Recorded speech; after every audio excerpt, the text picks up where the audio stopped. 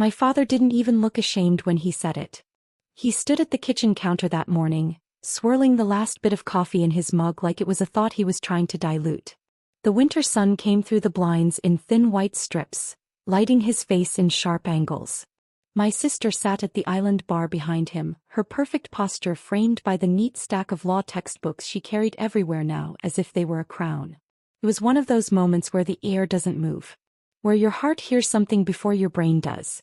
You're only good enough for a diner job. That sentence, cold, plain, spoken in the most casual tone, fell between us with the weight of something he had rehearsed before saying. My golden sister, Marissa, smirked into her tea. The steam lifted around her like she was some saint of academic achievement. My name is Olivia Grant. I'm 30 years old, and the day my father told me I was only good enough for a diner job, right after secretly giving my sister $500,000 for law school, was the day something inside me finally stopped bending. If this resonates with you, share your thoughts. It means more than you know. I stood there for a moment, fingers still on the refrigerator door, as if the cold behind it was the only thing keeping me upright. The kitchen smelled faintly of burnt toast and lemon cleaner. My father was obsessive about bleach ever since Mom died. He said it made the house feel sterile and orderly, though nothing in that house had felt orderly for years. Marissa flipped a page of her textbook even though she clearly wasn't reading it. It's not an insult, she said lightly. It's just being realistic, Liv. Realistic. The words scraped something deep inside me. My father took a sip of coffee, still avoiding my eyes. Your sister worked hard, he said. She earned this. Law school isn't cheap. And I didn't work hard? My voice cracked more from disbelief than emotion. She's capable of more, he answered. As if futures come pre-assigned like seating charts. As if my seat was the one by the kitchen door with a notepad and pen. A memory drifted in, the kind that rises without warning. I was 12, standing on the church steps after my spelling bee. I had come in first place. My father ruffled my hair and said, "Not bad. Your sister would have won it faster though." Marissa had been 9. That was the rhythm of my childhood. I did fine. She did better. And somehow better meant she deserved more of him. I closed the refrigerator door. The sound echoed too loudly in the tight kitchen. I didn't ask for $500,000, I said quietly. I just wanted fairness. Marissa scoffed, the sound soft and sharp like a paper cut. Fairness isn't real, Liv. Grow up. My father gave the smallest nod, confirming it, confirming her worldview, confirming hers was the one that mattered. I looked at the marble countertop between us, remembering the night my father brought Marissa home from her first college tour. He had carried her brochures into the kitchen like sacred texts. She sat at the table describing her dream future. Law firm, penthouse, her own legal column, while he listened with the fascination of someone meeting royalty. When I told him I wanted to study graphic design, he didn't even look up. He simply said, "Pick something practical." Graphic design wasn't practical. Working night shifts at a diner to support myself. That was practical. Apparently too practical in his eyes. Marissa leaned back on the stool, twirling her pen. It's not Dad's fault you never figured out your life path. Some people just bloom slower. Bloom slower. She said it the same way she used to say, "You can wear my old dress." Or, "It's cute that you tried." I finally looked at my father. "I'm your daughter too." He sighed. One of those tired, theatrical sighs meant to communicate disappointment more efficiently than words. I gave her the money because she's an investment, Olivia. A serious one. Investment. That word didn't scrape me, it carved me. I felt myself drift for a moment, slipping back into a memory like stepping into a cold room. My father in the garage when I was 16, cleaning his fishing rods after a long day on the lake. He barely glanced at me when he said, "Your sister's going places. You'll find something small but stable. That's fine. Not everyone is built to shine." I had laughed then, thinking he didn't mean it. Now, at 30, I stood in the same house hearing the adult version of that belief. And it felt like the final translation of a language I had always pretended not to understand. I placed my hands on the countertop to steady myself. "Dad," I said, "you could have told me. You could have talked to me. You could have." "What?" he snapped suddenly. "Watched you fail out of something expensive. Watched you waste the money. Olivia, be practical. You're good with people. Diner work suits you. Diner work suits you. Marissa's smile widened. See? Even Dad agrees. I looked at both of them, one glowing with entitlement, the other hardened by preference, and something in me shifted. Not rage. Not heartbreak. Clarity. A quiet, steady clarity. The kind that doesn't shout. The kind that changes everything. I grabbed my coat from the chair, the fabric cold from the draft. I'm going out, I said.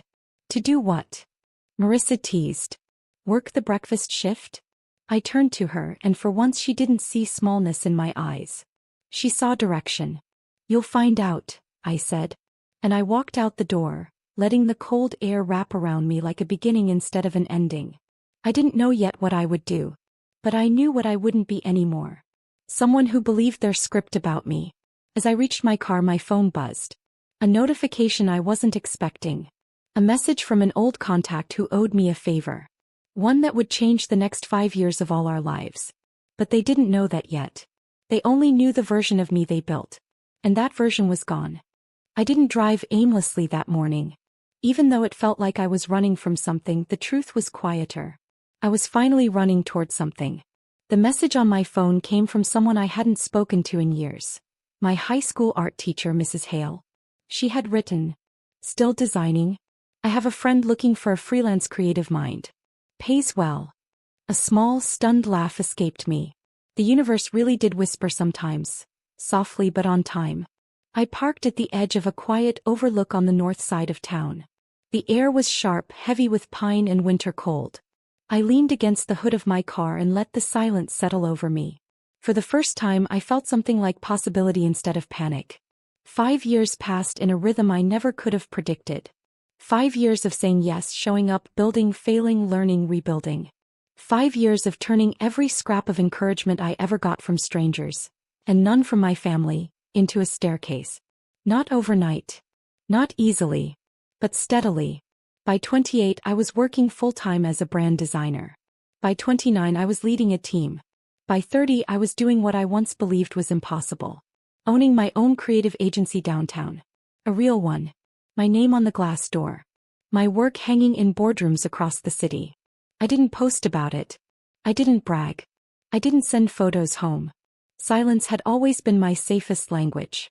One evening after a late meeting, I walked through the hallway of my office. Soft golden lights glowing, faint music drifting from a studio room, the smell of fresh paint and warm coffee filling the air. I paused in front of my framed portfolio wall. My designs. My accomplishments. My life. And then my phone rang. My father. For the first time in months. I hesitated before answering. His voice came through thin and strained. "Liv, we need to talk." A cold pressure settled in my chest. I didn't speak.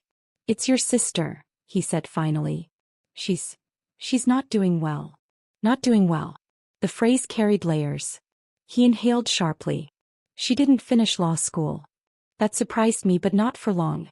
Marissa had always been brilliant, but brilliance sheltered by entitlement rarely learns how to survive impact. "She dropped out," he continued. "Then she tried again. And again. She failed the bar twice. Money's gone. Opportunities are gone. She needs help." My voice stayed steady. "What kind of help?" Silence. Then the real truth. "We thought, maybe you could support her for a while. Just until she gets back on her feet. You're doing well now, right?" There it was. All wrapped in a single sentence. 5 years of my life. Summarized as a safety net for someone who never once thought of me as anything more than background noise. I remembered a memory so vividly it felt like stepping back into the photograph itself. Marissa at 17 flipping her hair, telling me, "Some people are built for more, Liv. Just accept your lane." Her lane had collapsed. And now mine, the one I built with raw hands and quiet determination, was suddenly convenient for them.